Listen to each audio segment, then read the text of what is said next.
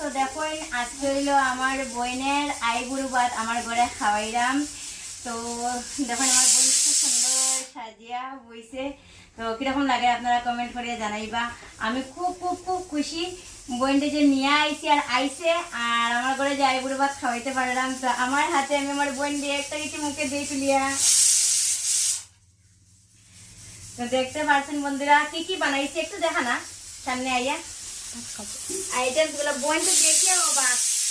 এখানে আছে কিছু বানাইছে যে তাই তো সব ডাল, আলু বড়া, ডালের বড়া, বেগুন ভাজা, পাঁপড়, শিমের বড়া, বেগুন বড়া, মাংস, মাছ আর টমেটো টক, পায়েস।